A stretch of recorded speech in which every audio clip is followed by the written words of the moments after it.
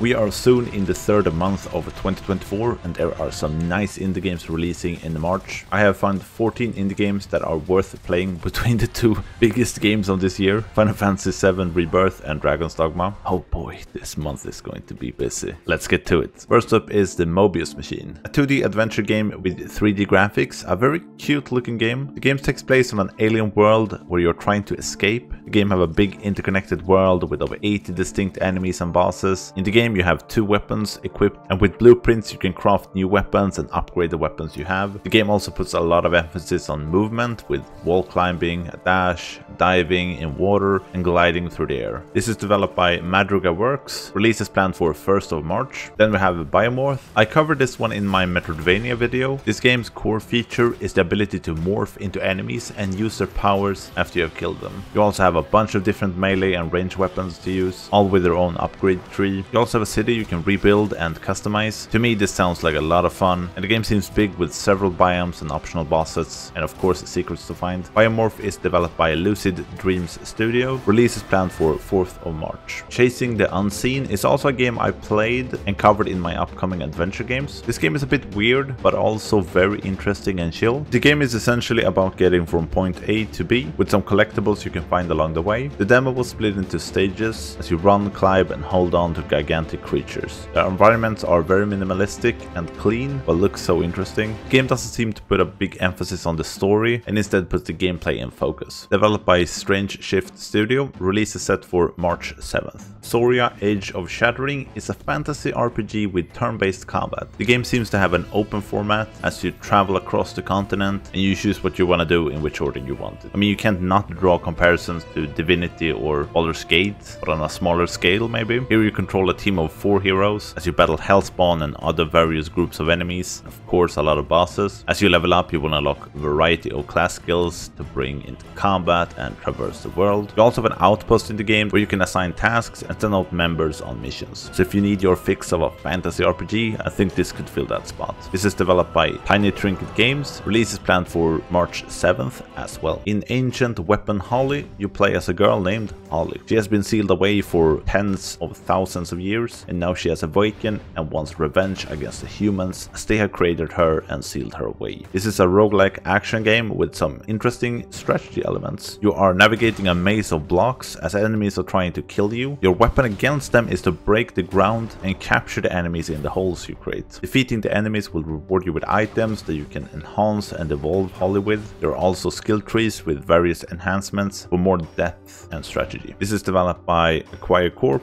Release is planned for 8th of March. Don't forget to leave a like, it helps out a lot, and consider following for more lists, reviews and gameplay videos. Okay, back to the list. I played Summerhouse during Steam Next Fest and I really liked it. I think this is the most chill game ever. You don't really have any goals or missions, not in the demo anyway, and you're instead free to build whatever you want in a few different environments. What really captured me in this game is the graphics. Just drop dead gorgeous. It looks so beautiful. There seems to be no restrictions when building. You can build whatever you want with the pieces in the game. You can build in the air, on top of things. It's a really chill, do whatever you want kind of a game. Release is planned for 8th of March. This is developed by Friedman. Anti-Paint is definitely the most silly game on the list. This is a roguelite where you battle famous works of art. This is kind of cool as the battlefield is canvas and the painting that is the result of the battle will be saved in the gallery. You can choose from a wide variety of brushes to battle with, and when you win you will unlock items that can enlist help from paint buckets and turrets. There's a lot of hilarious things in the game, and as I mentioned, when the battle is done you can look at the artwork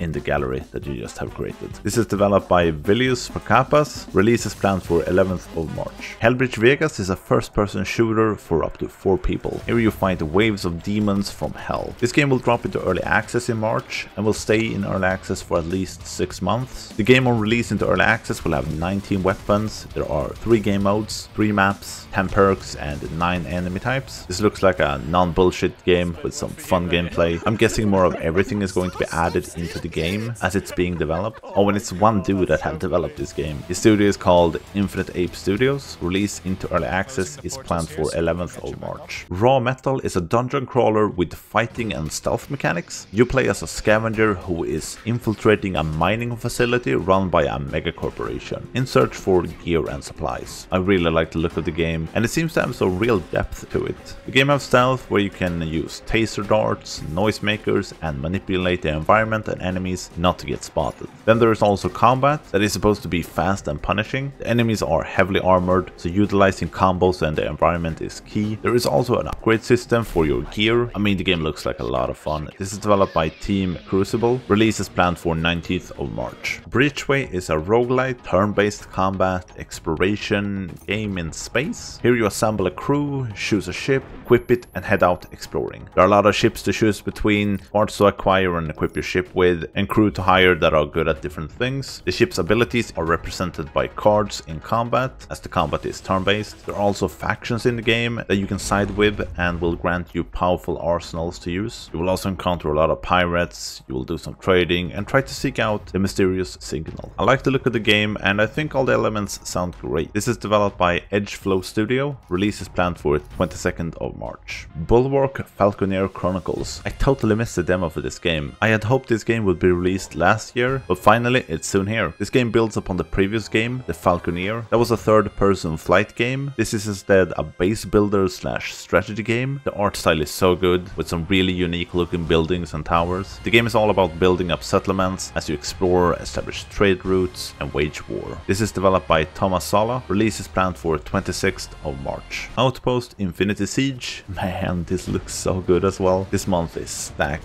when it comes to indie games and AAA games. This game looks very ambitious, with base defense and base building at its core. Then you also play in first person with a lot of different guns and attacks. There are also mechs in the game that you can pilot. It looks insane and fun. I hope it holds up. And I mean, it looks so good graphically as well. The game can also be played in co-op. I'm gonna have to dive deeper into this game in another video. This is developed by Team Ranger. Release is planned for 26th of March. Go Fight Fantastic puts you in the shoes of a crew of interstellar smugglers as they stumble into an invasion during a mission. This is a hack and slash game for 1 to 3 people. The game has a story mode and a horde mode. In the story mode, you have randomized elements that are used in the level design, enemy encounters, and which upgrades are dropped. Very nice to hear. The horde mode is an endless mode with waves of enemies as it gets harder and harder. Attached to that, you have a leaderboard. Just love the vibrant colors used. The game looks very cozy. This is developed by Dynamite Games. Release is planned for 26th of March. Damn, that's 3 games in one day. Necromancer II is kind of a roguelite tower defense strategy game. There isn't much of the story explained here, but you are a necromancer that is trying to conquer territories and assemble an ever-growing army of undead minions. You also have to defend your own tower, send out undead to explore and attack. You have a lot of spells at your disposal as you upgrade your tower. Undead can also be upgraded to be able to overcome obstacles in different terrains. There are dozens of biomes in a procedurally generated world, and even titans, gigantic monsters that are a big threat for the tower. You can, however, create your own titans to fight back. This is developed by Alawar. Release is planned for 27th of March. Thanks for watching. Hope you found a game or two to fill out the month of March. See you in the next one. Bye.